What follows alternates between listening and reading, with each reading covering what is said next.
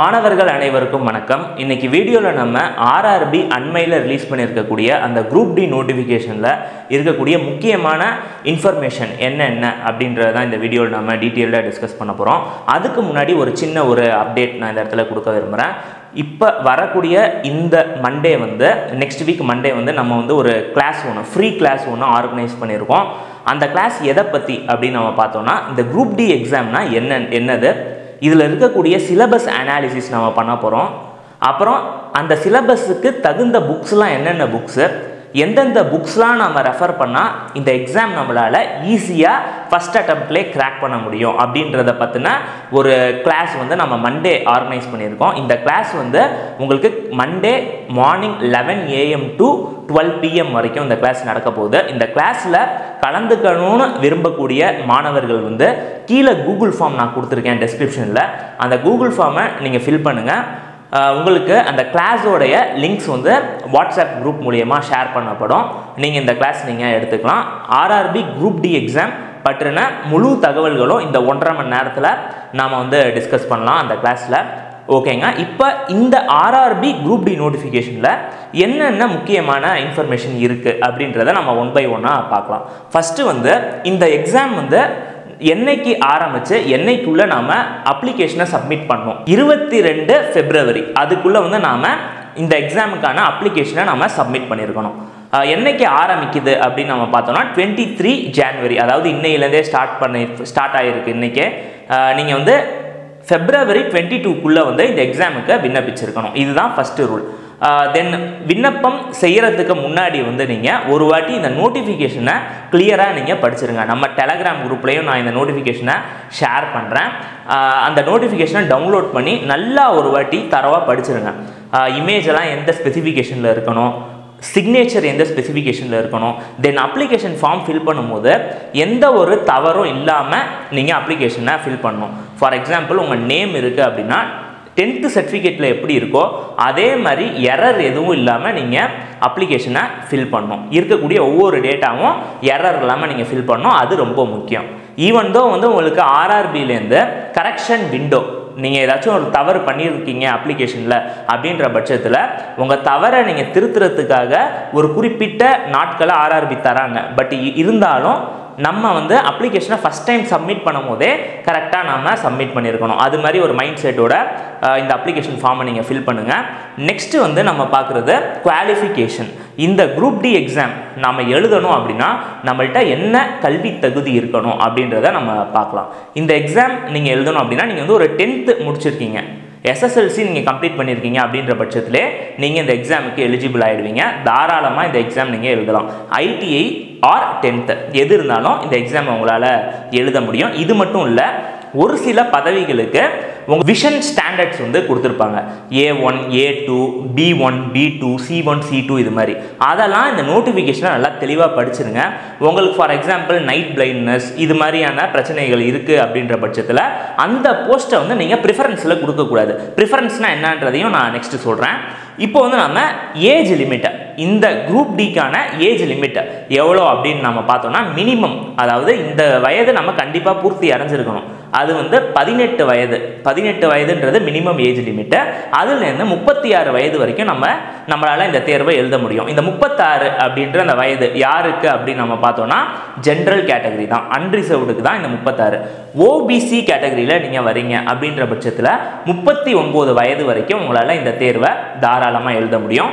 SC and ST பிரிவினருக்கு 41 வயது வரைக்கும் உங்களால் இந்த தேர்வை எழுத முடியும். இது மட்டும் இல்லாமல் டிஃப்ரெண்ட்லி ஏபிள்டு பர்சனுக்கெலாம் ஒரு சில நிறையா வயதில் தளர்வுகள் கொடுத்துருக்காங்க. ஏறத்தாழ ஒரு 10 வருடங்கள் இதில் கொடுத்துருக்கிறத விட ஒரு 10 வருடங்கள் அதிகமான தளர்வு டிஃப்ரெண்ட்லி ஏபிள்டு பர்சனுக்கு அவங்க தராங்க ஆர்ஆர்பி.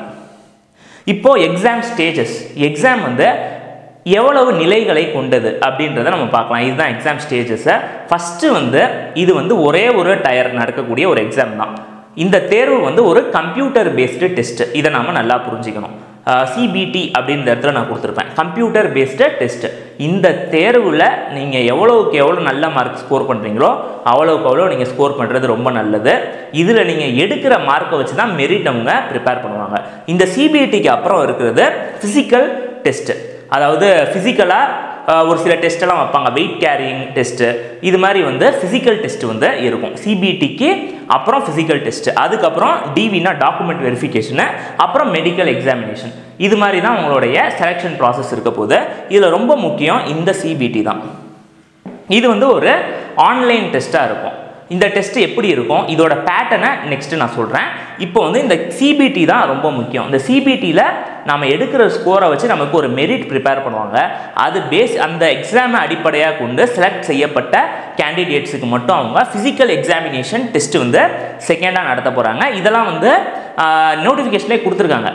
எவ்வளவு தூரம், எவ்வளோ அமௌண்ட் ஆஃப் கேஜியை, ஐ மீன் வெயிட் வந்து எவ்வளவு தூரம் நம்ம கேரி பண்ணி எடுத்துகிட்டு போகணும், மென்னுக்கு என்ன லிமிட்டு, விமனுக்கு என்ன லிமிட்டு அப்படின்றதெல்லாம் உங்கள் நோட்டிஃபிகேஷனில் கிளியராக கொடுத்துருக்காங்க.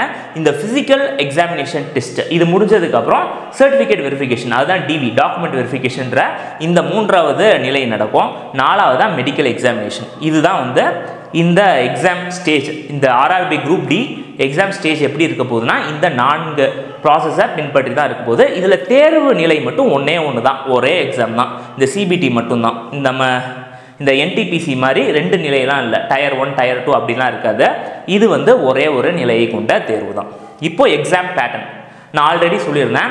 அந்த computer based test single stage எக்ஸாமோட பேட்டர்ன் எப்படி இருக்கும் அப்படின்றத இப்போ நம்ம டிஸ்கஸ் பண்ணோம். இப்போ வந்து நாம் எக்ஸாம் ஸ்டேஜஸ் வந்து நம்ம பார்த்துட்டோம். இப்போ நெக்ஸ்ட்டு நம்ம பார்க்க போகிறது வந்து எக்ஸாம் பேட்டர்ன், எப்படி கேள்விகள் வந்து இடம்பெற போகுது, எந்தெந்த ஏரியாலேருந்து எவ்வளோ கொஷின் வரும் அப்படின்றத நம்ம பார்க்கலாம்.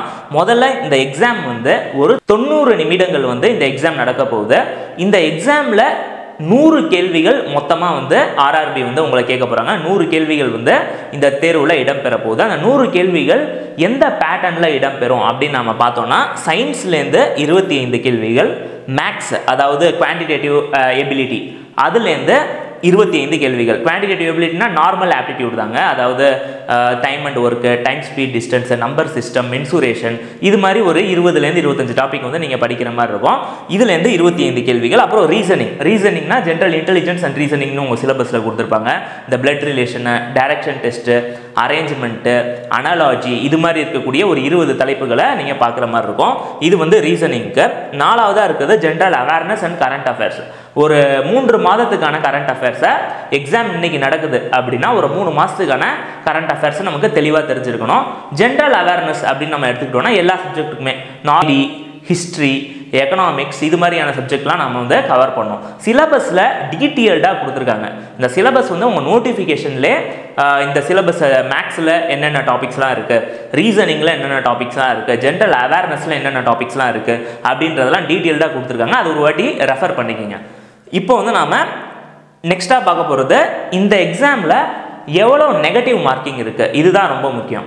நம்ம வந்து இந்த எக்ஸாம் எழுதுகிறோம் அப்படின்ற பட்சத்தில் எல்லா கேள்வியையும் நம்மளால் எழுத முடியாது. ஏன்னா இந்த இடத்துல நெகட்டிவ் மார்க்கிங் இருக்குது. நெகட்டிவ் மார்க்கிங் வந்து 1/3 நெகட்டிவ் மார்க்கிங் இருக்குது. அதாவது ஒரு 0.33 மார்க்ஸ் வந்து நீங்கள் கொடுக்கக்கூடிய ஒவ்வொரு தவறான விடைக்கும் வந்து இதை வந்து அவங்க டிடெக்ட் பண்ணிக்கிட்டே இருப்பாங்க. அதனால் நம்ம டெஸ்ட் பேட்ச் ப்ராக்டிஸ் பண்ணும் போதே வந்து இந்த நெகட்டிவ் மார்க்கிங் இருக்கிறதால நமக்கு தெரியாத கேள்வி இருக்குது அப்படின்ற பட்சத்தில் அதை நாம் அவாய்ட் பண்ணிடுறது ரொம்ப நல்லது. எப்படி இந்த ஆன்லைன் எக்ஸாம் நீங்கள் அட்டன் பண்ணணும், எப்படி தெரியாத கேள்வியை மேட்ச் பண்ணுறது, எவ்வளோ மினிமம் அட்டம்ப்டாக, இப்போ ஃபார் எக்ஸாம்பிள் ஈஸியாக கொஷின் பேப்பர் இருக்குது அப்படின்ற பட்சத்தில் எது நல்ல அட்டம்ப்ட்டு, கஷ்டமாக இருக்குது அப்படின்ற பட்சத்தில் எது நல்ல அட்டம்ப்ட்டு, ரெண்டுமே இல்லாமல் மாடரேட்டாக கொஷின் பேப்பர் இருக்குது அப்படின்னா எது நல்ல அட்டம்ப்ட்டு அப்படின்றதெல்லாம் நான் இன்னொரு வீடியோ நான் மேக் பண்ணி போடுறேன். இப்போ 5வதாக நான் கொடுத்துருக்கிறது சேலரி. இந்த குரூப் டி பொறுத்த வரைக்கும் 18,000 அப்படின்றது பேசிக் பே. பேசிக் பேனா என்னென்னா without adding any allowance, house rent allowance, அப்புறம் டியர்னஸ் அலவன்ஸு, இது மாதிரி எந்த அலவன்ஸும் சேர்க்காமல் இந்த 18,000 நம்ம கொடுத்துருக்கோம். இந்த அலவன்ஸ்லாம் சேர்க்குறப்ப 25,000லேருந்து 30,000 வரைக்கும் இந்த குரூப் டிக்கான சேலரி இருக்கும். இதெல்லாம் தான் பேசிக்கான இன்ஃபர்மேஷன். இப்போ இந்த குரூப் டி 2025 தேர்வை பொறுத்த வரைக்கும் நம்ம பார்த்தோம்னா மொத்தமாக 32,438 வேக்கன்சி வந்து இருக்குது.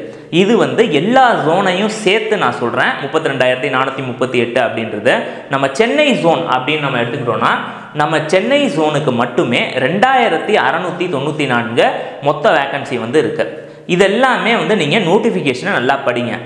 நீங்கள் அப்ளை பண்ணும் போதே சதர்ன் ஜோன், சென்னை ஜோன் அப்படின்னு நீங்கள் கொடுத்துட்டீங்கன்னா அந்த ஜோனுக்கு ஜோனுக்கு இருக்கக்கூடிய அந்த வேக்கன்சியில் மட்டும்தான் நீங்கள் கன்சிடர் பண்ணப்படுவீங்க. மிச்ச ஜோனுக்கு உங்களால் போக முடியாது. சில பேர் என்ன நினைப்பாங்கன்னா, எனக்கு ஜாப் கிடைச்சா போதும், அதனால் எங்கே வேக்கன்சி அதிகமாக இருக்கோ அந்த ஜோனை வந்து தேர்ந்தெடுப்பாங்க. அதெல்லாம் வந்து நீங்கள் தான் டிசைட் பண்ணணும். நோட்டிஃபிகேஷனை நல்லா படிங்க. இந்த அப்ளிகேஷன் ஃபார்மில் நீங்கள் வந்து ப்ரிஃபரன்ஸ்னு ஒன்று கொடுப்பீங்க. அப்படின்றத வந்து ஒரு ப்ரிஃபரன்ஸாக நீங்கள் சப்மிட் பண்ணுற மாதிரி இருக்கும். அதெல்லாம் ரொம்ப முக்கியம். அதெல்லாம் இந்த ABCD அது மாதிரி கோட் கொடுத்துருப்பாங்க. அந்த கோடை பேஸ் பண்ணி நீங்கள் வந்து அந்த ப்ரிஃபரன்ஸை கொடுக்கணும். அந்த ப்ரிஃபரன்ஸ் எதுக்காக அதை கொடுக்குறோம் அப்படின்னு நம்ம பார்த்தோம்னா, எந்த ஆர்டரில் எனக்கு வந்து வேலை அலாட் பண்ணணும் அப்படின்றதுக்கான ப்ரிஃபரன்ஸ் தான் அது. இப்போ ஃபார் எக்ஸாம்பிள் நீங்கள் இந்த எக்ஸாம் கிளியர் பண்ணிட்டீங்க அப்படின்னா, நீங்கள் ஃபஸ்ட்டாக கொடுக்குற ப்ரிஃபரன்ஸுக்கு தான் உங்களை வந்து முதல்ல கன்சிடர் பண்ணுவாங்க. அப்படி அந்த நீங்கள் ஃபஸ்ட்டாக கொடுத்த அந்த ப்ரிஃபரன்ஸ் போஸ்ட் முடிஞ்சிருச்சு அப்படின்ற பட்சத்தில் ரெண்டாவதாக நீங்கள் கொடுத்துருக்கிற அந்த ப்ரிஃபரன்ஸுக்கு உங்களை கன்சிடர் பண்ணுவாங்க. இந்த வீடியோவில் நம்ம RRB குரூப் டி சம்மந்தமாக இருக்கக்கூடிய முக்கியமான தகவல்கள்லாம் நான் டிஸ்கஸ் பண்ணியிருக்கேன்.